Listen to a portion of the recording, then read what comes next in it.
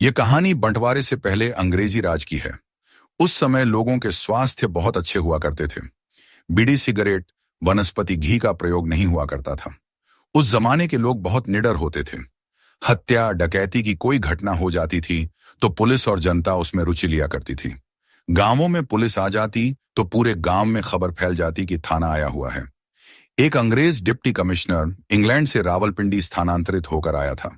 जब भी कोई नया अंग्रेज अधिकारी आता तो उसे उस इलाके की पूरी जानकारी कराई जाती थी, जिससे वह अच्छा कार्य करके अपनी सरकार का नाम ऊंचा कर सके। उस अंग्रेज डिप्टी कमिश्नर को बताया गया कि भारत में अनोखी घटनाएं होती हैं, जिनमें डाके और चोरियां शामिल हैं। अपराधियों की खोज करना बहुत कठिन होता है। कई घटनाएं ऐसी होती हैं कि सुनकर हैरानी होती है। नए अंग्रेज डिप्टी कमिश्नर ने एसपी से कहा कि मेरे बंगले पर 24 घंटे पुलिस की गारद रहती है, साथ ही 2 खूंखार कुत्ते भी। इसके अलावा मेरे इलाके में पुलिस भी रहती है। रात भर लाइट जलती है। क्या ऐसी हालत में भी चोर मेरे घर में चोरी कर सकता है? एसपी ने जवाब दिया कि ऐसे में भी चोरी की संभावना हो सकती है। अंग्रेज डिप्टी कमिश्नर ने कहा, मैं इस बात को नहीं मानता। इतनी सावधानी के बावजूद कोई चोरी कैसे कर सकता है? एसपी ने कहा, अगर आप आजमाना चाहते हैं तो एक काम करें, एक इश्तेहार निकलवा दें जिसमें यह लिखा जाए कि अंग्रेज डिप्टी कमिश्नर के बंगले पर अगर कोई चोरी करके निकल जाए तो उसे 500 रुपए का नकद इनाम दिया जाएगा।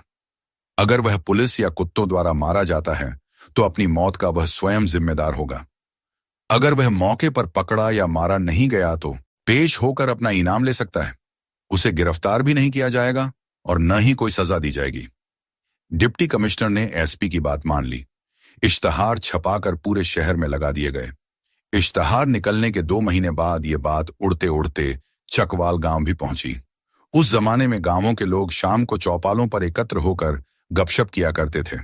चकवाल की एक ऐसी चौपाल पर अमीर नाम का आदमी बैठा हुआ था जो 10 नंबरी था। उसने वहीं डिप्टी कमिश्नर के इश्तहार वाली बात सुनी। उसने लोगों से पूछा कि 2 महीने बीतने पर भी वहां चोरी करने कोई नहीं आया क्या?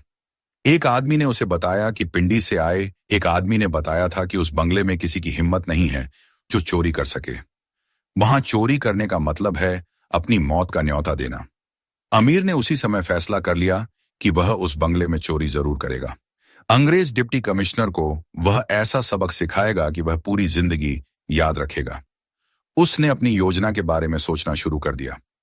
कुत्तों के लिए उसने बैलों के 2 सींग लिए और देशी घी की रोटियों का चूरमा बनाकर उन सींगों में इस तरह से भर दिया कि कुत्ते कितनी भी कोशिश करें रोटी न निकल सकें।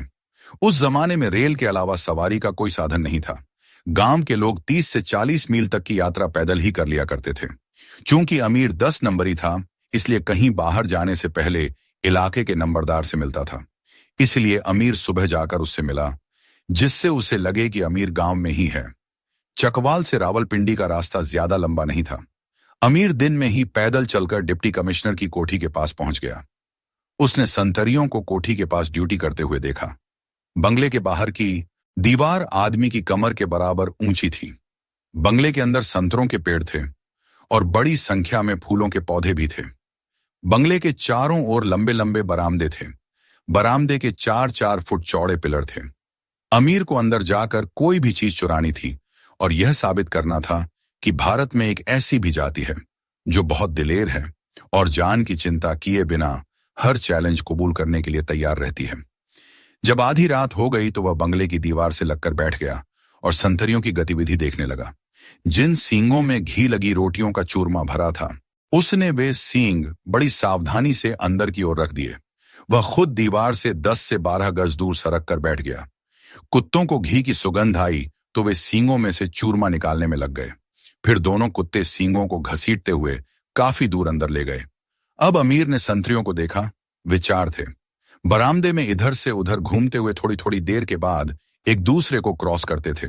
संतरी रायफल लिए हुए थे और उन्हें ऐसा लग रहा था कि 2 महीने से भी ज्यादा बीत चुके हैं।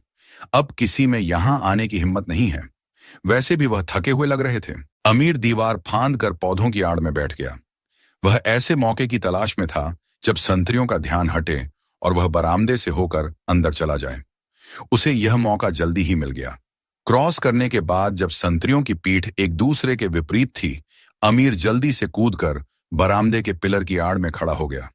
अमीर फुर्तीला था, दौड़ता हुआ ऐसा लगता था मानो जहाज उड़ा रहा हो। उसे यकीन था कि काम हो जाने के बाद अगर वह बंगले के बाहर निकल गया तो संतरियों का बाप भी उसे पकड़ नहीं पाएगा। दूसरा अवसर मिलते ही वह कमरे का जाली वाला दरवाजा खोलकर कमरे में पहुंच गया। लकड़ी का दरवाजा खुला हुआ था। चारों ओर देखकर वह बंगले के बीचों बीच वाले कमरे के अंदर पहुंचा। उसने देखा कमरे के बीच में बहुत बड़ा पलंग था। उस पर एक ओर साहब सोया हुआ था और दूसरी ओर उसकी मेम सो रही थी। मध्यम लाइट जल रही थी। कमरे में लकड़ी की 2-3 अलमारियां थीं। चमड़े के सूटकेस भी थे। उसने एक सूटकेस खोला। उसमें चांदी के सिक्के थे। उसने एक एक करके सिक्के अपनी अंटी में भरने शुरू कर दिए। जब अंटी भर गई तो उसने मजबूती से गांठ बांध ली। वह निकलने का इरादा कर ही रहा था कि उसकी नजर सोई हुई मेम के गले की ओर गई, जिसमें मोतियों की माला पड़ी थी। मध्यम रोशनी में भी मोती चमक रहे थे। उसने सोचा अगर यह माला उतारने में सफल हो गया तो चैलेंज का जवाब हो जाएगा। मेम और साहब गहरी नींद में सोए हुए थे। उसने देखा कि माला का हुक मेम की गर्दन के दाईं ओर था। उसने चुपके से हुक खोलने की कोशिश की। हुक तो खुल गया, लेकिन मेम ने सोती हुई हालत में अपना हाथ गर्दन पर फेरा और साथ ही करवट बदलकर दूसरी ओर हो गई। अब माला खुलकर उसकी गर्दन और कंधे के बीच बिस्तर पर पड़ी थी। अमीर तुरंत पलंग के नीचे हो गया। 5 मिनट बाद उसे लगा कि अब मेम फिर गहरी नींद में सो गई। उसने पलंग के नीचे से निकलकर धीरे धीरे माला को खींचना शुरू कर दिया। माला निकल गई। उसने माला अपनी लुंगी की दूसरी ओर अंटी में बांध ली। अमीर जाली वाले दरवाजे की ओट में देखता रहा कि संतरी कब इधर उधर होते हैं। उसे जल्दी ही मौका मिल गया। वह जल्दी से खंभे की ओट में खड़ा होकर बाहर निकलने का मौका देखने लगा। कुत्ते अभी तक सींग में से रोटी निकालने में लगे हुए थे। उसे जैसे ही मौका मिला वह दीवार फांद कर बाहर की ओर कूदकर भागा। संतरी होशियार हो गए और जल्दबाजी में अंट-शंट गोलियां चलाने लगे, लेकिन उनकी गोली अमीर का कुछ नहीं बिगाड़ सकी। वह छोटे रास्ते से पगडंडियों पर दौड़ता हुआ रात भर चलकर अपने घर पहुंच गया। बाद में अमीर को पता लगा कि गोलियों की आवाज सुनकर मेम और साहब जाग गए थे।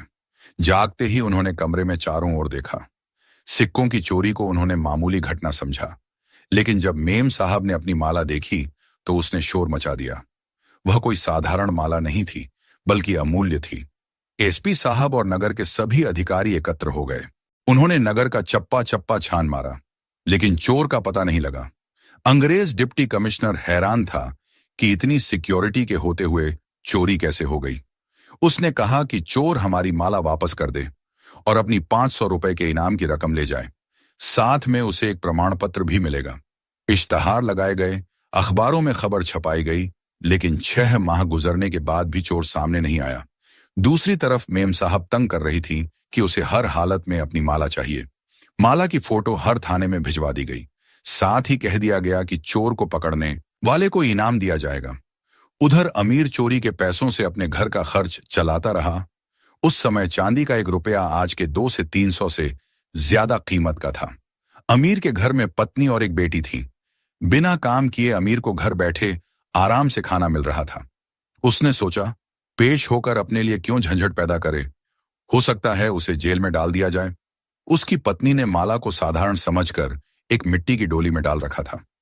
एक दिन उसने उस माला के 2 मोती निकाले और पास के एक सुनार के पास गई। उसने सुनार से कहा कि उसकी बेटी के लिए 2 बालियां बना दे और उनमें एक मोती डाल दे। सुनार ने उन मोतियों को देखकर अमीर की पत्नी से कहा, यह मोती तो बहुत कीमती है, तुम्हें ये कहां से मिले? उसने झूठ बोलते हुए कहा, मेरा पति गांव के तालाब की मिट्टी खोद रहा था, ये मोती मिट्टी में निकले हैं।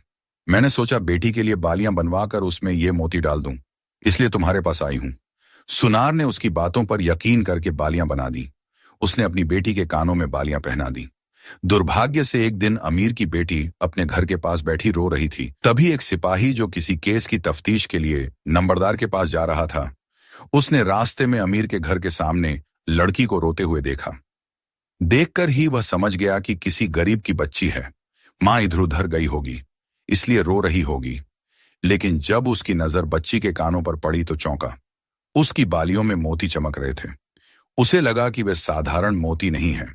उसने नंबरदार से पूछा कि यह किसकी लड़की है। उसने बता दिया कि वह अमीर की लड़की है जो 10 नंबरी है। हवलदार को कुछ शक हुआ। उसने पास जाकर मोतियों को देखा तो वे मोती फोटो वाली उस माला से मिल रहे थे जो थाने में आया था। उसने अमीर को बुलवाकर कहा कि वह बच्ची की बालियां थाने ले जा रहा है, जल्दी ही वापस कर लौटा देगा। थाने ले जाकर उसने चेक किया तो वे मोती मेम साहब की माला के निकले। अमीर पहले से ही संदिग्ध था, नम्री भी। उसे थाने बुलवाकर पूछा गया कि ऊपर से 10 मोती उसे कहां से मिले। सब सच सच बता दें, नहीं तो मार मार कर हड्डी पसली एक कर दी जाएगी। पहले तो अमीर थानेदार को इधर उधर की बातों से उलझाता रहा, लेकिन जब उसे लगा कि बिना बताए छुटकारा नहीं मिलेगा तो उसने पूरी सच्चाई उगल दी। उसके घर से माला भी बरामद कर ली गई। थानेदार बहुत खुश था कि उसने बहुत बड़ा केस सुलझा लिया है। अब उसकी पदोन्नति भी होगी और इनाम भी मिलेगा। अमीर को एसपी रावलपिंडी के सामने पेश किया गया। साथ ही डिप्टी कमिश्नर को सूचना दी गई कि मेम साहब की माला मिल गई है। डीसी और मेम साहब ने उन्हें तलब कर लिया। मेम साहब ने माला को देखकर कहा कि माला उन्हीं की है। डिप्टी कमिश्नर ने अमीर के हुलिये को देखकर कहा कि यह चोर वह नहीं हो सकता जिसने उनके बंगले पर चोरी की है, क्योंकि उस जैसे आदमी की इतनी हिम्मत नहीं हो सकती कि माला गले से उतार कर ले जाए। एसपी ने अमीर से कहा कि अपने मुंह से साहब को पूरी कहानी सुनाए। अमीर ने पूरी कहानी सुनाई और बीच बीच में सवालों के जवाब भी देता रहा। उसने यह भी बताया कि सोते में मेम साहब ने अपनी गर्दन पर हाथ भी फेरा था। डिप्टी कमिश्नर ने उसकी कहानी सुनकर यकीन कर लिया, साथ ही हैरत भी हुई। उन्होंने कहा, तुमने हमें बहुत परेशान किया है। अगर तुम उसी समय हमारे पास आ जाते तो हमें बहुत खुशी होती, लेकिन हम चूंकि वादा कर चुके हैं इसलिए तुम्हें तंग नहीं किया जाएगा। हम तुम्हें सलाह देते हैं कि बाकी की जिंदगी शरीफों की तरह गुजारो। अमीर ने वादा किया कि अब वह कभी चोरी नहीं करेगा। वह एक साधु का चेला बन गया और उसकी बात पर अमल करने लगा। लेकिन कहते हैं कि चोर चोरी से जाए पर हेरा फेरी से नहीं जाता। वह छोटी मोटी चोरी फिर भी करता रहा। धीरे धीरे उसमें शराफत आती गई।